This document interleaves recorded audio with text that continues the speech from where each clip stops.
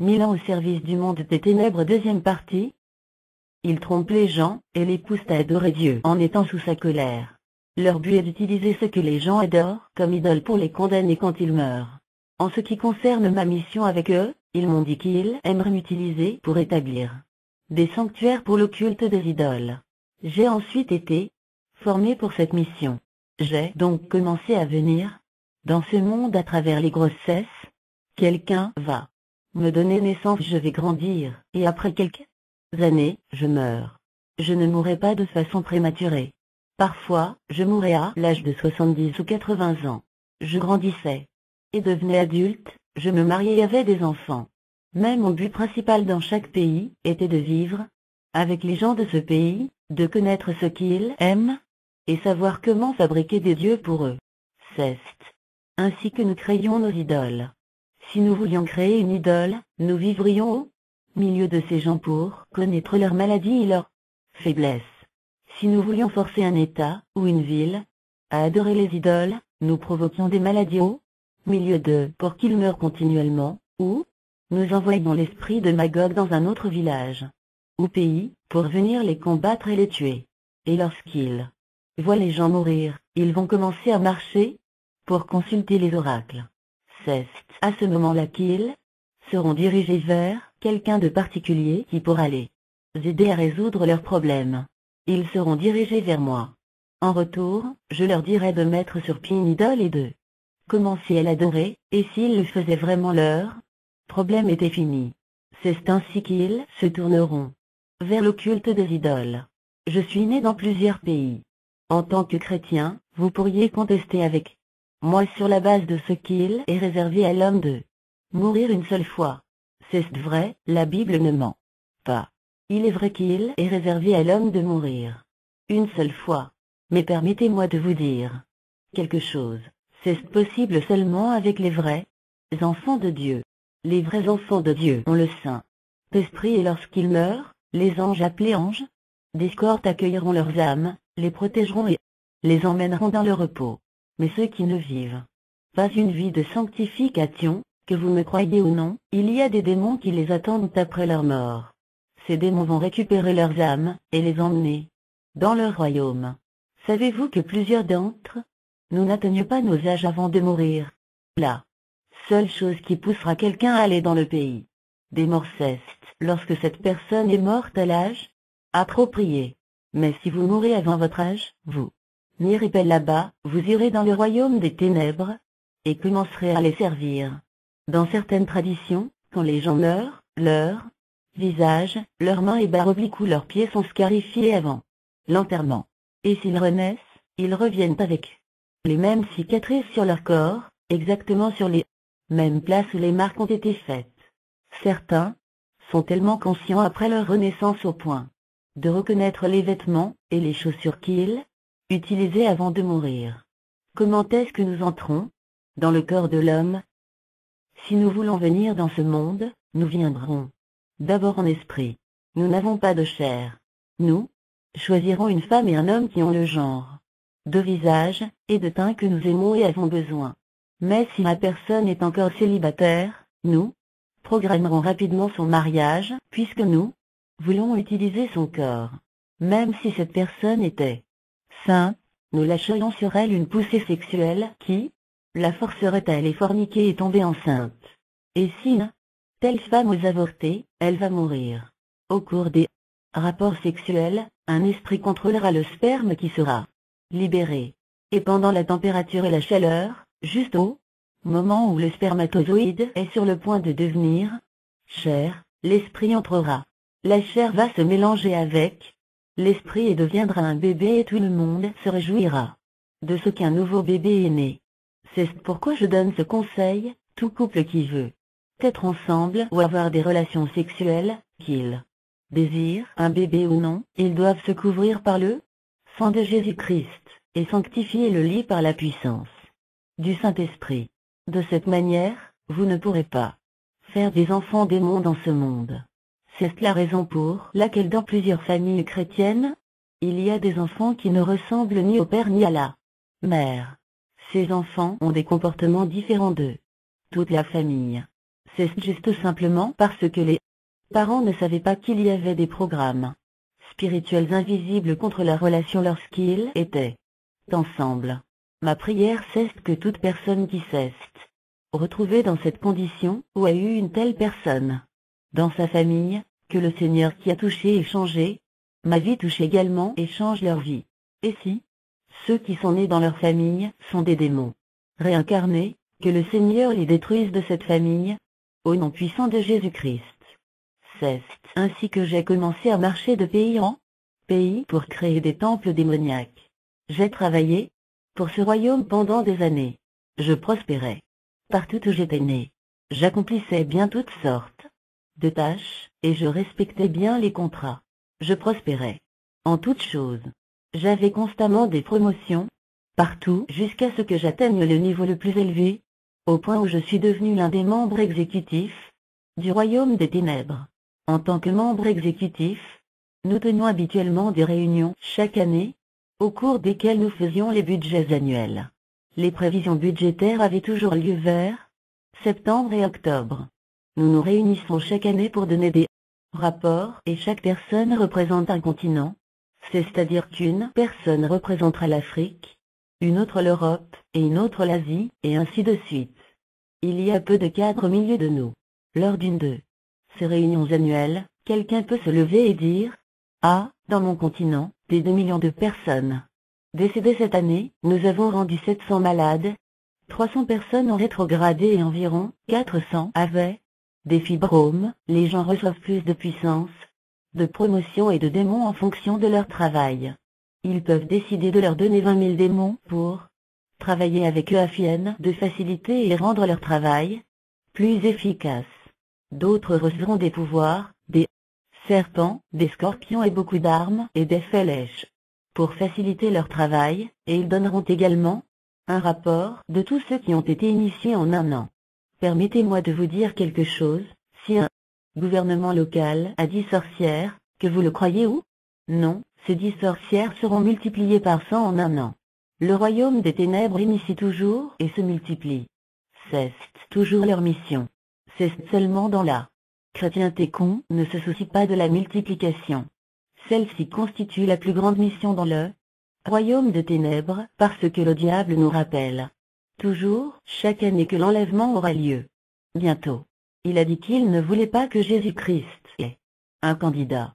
Il désire que personne ne soit enlevé, que Jésus-Christ n'est aucun candidat, raison pour laquelle ils sont prompts à initier les gens. Autrefois, avant d'être initié, la victime devait apporter certaines choses pour conclure une alliance. Mais, de nos jours, que vous le vouliez ou non, c'est possible d'être initié dans un songe, ou à l'école, raison pour laquelle je vais dévoiler comment ils initient les gens. C'est seulement la grâce de Dieu qui peut vous délivrer. Ils initient également les gens dans le marché. Ils ont des comptes à rendre concernant le nombre de personnes qu'ils ont initiées, ce qui peut permettre à cette personne d'être promue. Voici comment nous avons commencé à donner notre rapport, un par un. Normalement, ce sont les démons appelés démons internationaux qui donnent le rapport en dernier lieu. Ce sont ceux qui se placent à la porte d'entrée au ciel, et qui connaissent le nombre de personnes qui entrent au ciel par an. Ce sont les mêmes gens que Daniel avait appelés princes de Perse. Ce sont ceux qui avaient bloqué la prière de Daniel. Ils ont le pouvoir de s'accaparer un homme ou sa vie après la mort. Ce sont eux qui reçoivent l'homme quand il vient dans ce monde, et quand il quitte ce monde.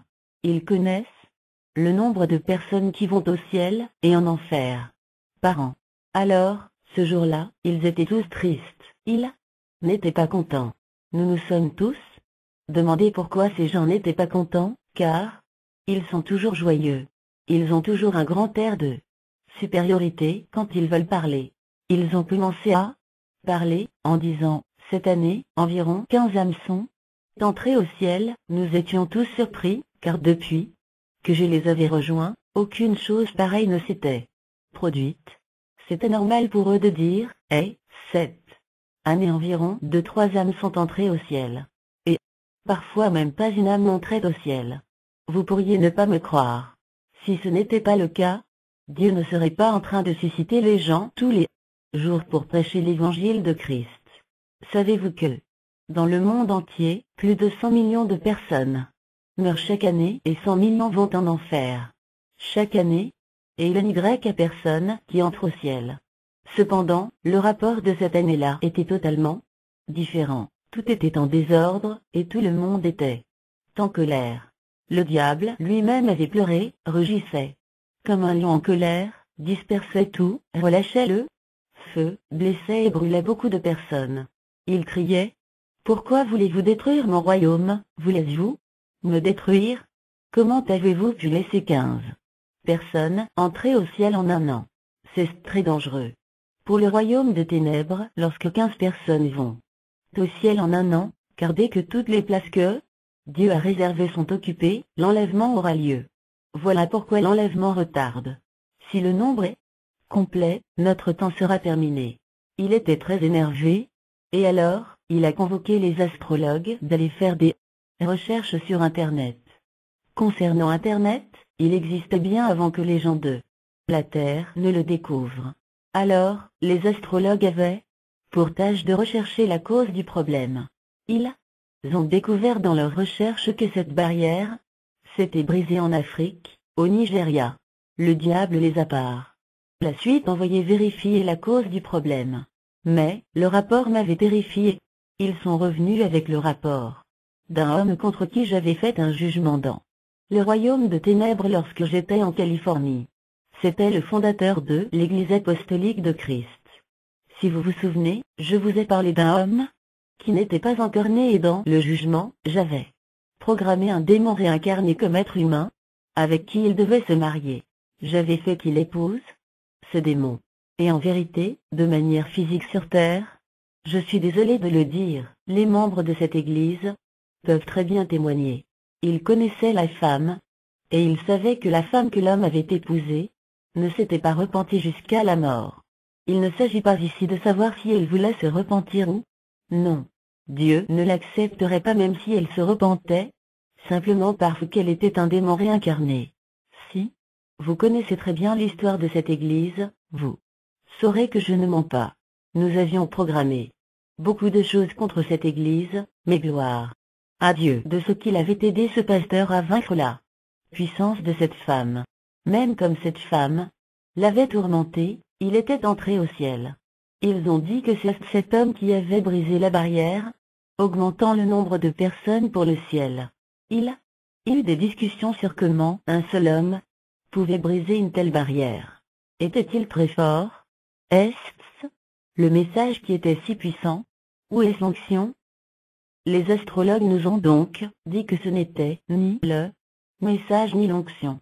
C'était parce qu'ils avaient demandé à tous les membres de l'Église de ne pas porter de boucles d'oreilles et de bijoux. Nous avions donc compris comment cela pouvait avoir un impact sur le royaume des cieux. J'avais levé ma main pour dire que j'étais tombé sur une telle chose lorsque j'avais visité les démons internationaux aux portes du ciel. Il fut une fois, je partais en enfer prendre un dossier. Compte tenu de ma position, et du fait que j'étais promu à un niveau plus élevé, j'avais accès en enfer. Lorsque j'étais encore dans le royaume des ténèbres, je pouvais aller en enfer sans être brûlé. Je ne savais pas que ça brûlait. Je ne savais pas qu'il me trompait jusqu'au jour où j'ai rencontré Jésus-Christ dans le royaume 999. Lorsque Christ lui-même m'avait rencontré et détruit toutes les puissances dans mon corps, c'est alors que j'ai connu que l'enfer brûlait. Donc, j'allais en enfer prendre un dossier en ciblant quelqu'un que nous voulions tuer. À notre niveau, nous ne tuions personne. Nous allions seulement dans le dossier de quelqu'un en enfer. Le nom de tout être humain se trouve en enfer. Deux êtres spirituels apparaissent toujours le jour où l'on doit donner le nom à un enfant. Le premier être spirituel est un démon de l'enfer. Le deuxième est un ange du ciel. Si le nom que l'enfant porte est lié à une idole, l'ange du ciel va disparaître. Permettez-moi de vous dire quelque chose, le nom d'une idole ne peut jamais entrer dans le livre de vie. Oubliez votre position dans la foi. Vous pouvez être un apôtre, un évêque, ou tout ce que vous voulez, vous pouvez être saint sur terre. Votre travail peut même être acceptable, Mais si votre nom est trait à une idole, il ne sera pas enregistré dans le livre de vie. Assurez-vous que votre nom est trait à Dieu si vous voulez vraiment entrer au ciel.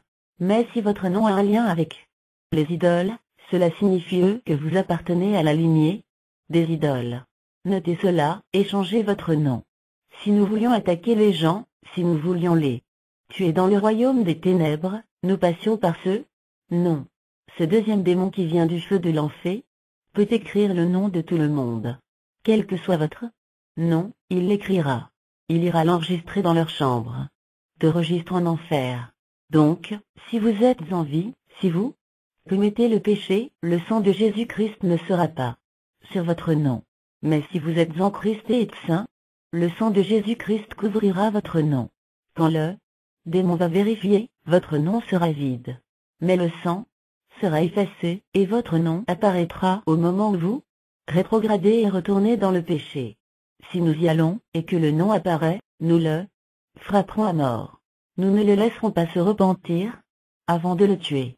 Mais quand nous arrivons là et que le sang couvre encore un nom, peu importe à quel point notre programme contre cette personne est important, nous ne tuerons pas cette personne à ce moment-là, jusqu'à ce que nous le voyions dans le péché.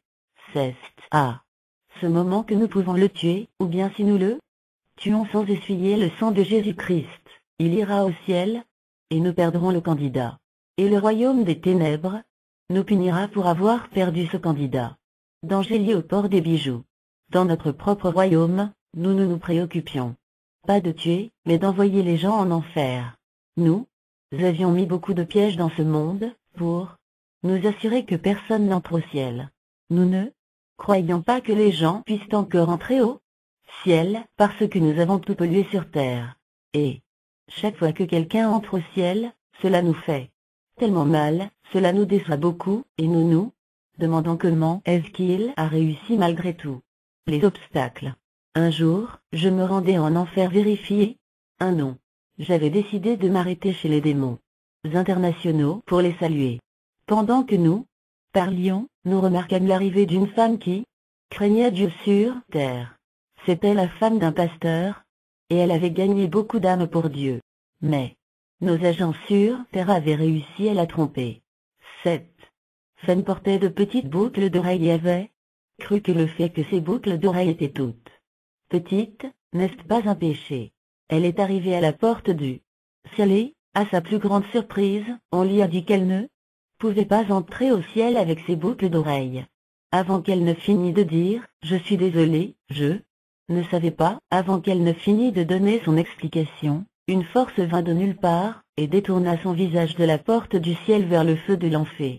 Un vent étrange l'emporta et l'enroula sérieusement, et elle courut rapidement vers l'enfer.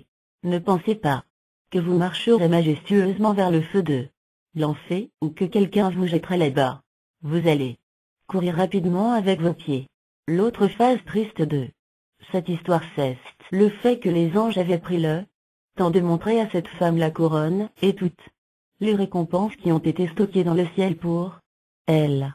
Grâce au travail qu'elle avait accompli sur terre, pour le Seigneur, elle avait une belle couronne au ciel, une couronne très glorieuse, remplie d'étoiles brillantes, partout avec plus de 500 étoiles et de nombreuses autres récompenses, dont un beau manoir. Quand j'ai demandé aux démons internationaux pourquoi la couronne de la femme était si glorieuse, ils ont dit que c'était la couronne pour quelqu'un qui gagne les âmes, et que les étoiles que je voyais sur la couronne étaient le nombre d'âmes que la femme avait gagnées pour Dieu. Ils m'ont également dit qu'il n'y a pas de couronne pour un évêque ou un pasteur dans le ciel. Tout titre que nous nous donnons sur terre n'a pas de récompense au ciel, c'est seulement le travail que nous faisons pour le Seigneur qui est récompensé. La femme était sûre de sa vie, elle croyait qu'elle vivait une vie de sanctification. Elle avait gagné beaucoup d'âmes. Pour le Seigneur, elle avait une couronne glorieuse qui l'attendait au ciel, mais elle ne pouvait pas entrer. Quand l'ange lui a dit à la porte qu'elle ne pouvait pas entrer, elle a commencé à discuter. « Non, je dois entrer. Jésus s'est même montré à moi avant ma mort, je suis saint. » Mais au cours de ses arguments, les démons l'interrompirent et lui dirent « Femme, tu ne peux pas entrer au ciel avec tes boucles d'oreilles. » Le pire est celui-ci. Cette femme a commencé à crier le nom de Jésus. Elle criait Jésus. Frère, c'est quand vous êtes encore en vie que vous pouvez crier le nom de Jésus-Christ pour le salut. Alors s'il vous plaît, acceptez la Bible telle qu'elle est. Cette femme est allée en enfer à cause de l'ignorance. Elle ne croyait pas que Dieu détestait les boucles d'oreilles, même si elles étaient petites. C'est plus facile pour un homme d'entrer au ciel qu'une femme. Les femmes sont très rares dans le ciel à cause de l'attachement aux choses du monde. Je me souviens, lorsque Jésus-Christ m'a emmené au ciel, quand il m'a rencontré, quand il m'a emmené dans la salle de fête, j'ai découvert que les hommes étaient plus nombreux que les femmes. Dans l'église sur terre, les femmes sont nombreuses, mais dans le ciel, elles sont très rares, à cause de ce que Satan a programmé pour elles. Que dit la Bible au sujet des bijoux? Genèse 35:1-5, Dieu dit à Jacob, lève-toi, monte à Béthel, et demeure-y. Là, tu dresseras un autel au Dieu qui t'apparut, lorsque tu fuyais Ésaü, ton frère. De Jacob, dit à sa maison, et à tous ceux qui étaient avec lui, ôtez les dieux étrangers qui sont au milieu de vous, purifiez-vous, et changez de vêtements. 3 Nous nous lèverons, et nous monterons à Béthel. Là, je dresserai un autel au Dieu qui m'a exaucé dans le jour de ma détresse, et qui a été avec moi pendant le voyage que j'ai fait. 4 Ils donnèrent à Jacob tous les dieux étrangers qui étaient entre leurs mains, et les anneaux qui étaient à leurs oreilles. Jacob les enfouit sous le térébinthe qui est près de Sichem. 5 Ensuite ils partirent. La terreur de Dieu se répandit sur les villes qui les entouraient, et l'on ne poursuivit point les filles 50 de Jacob.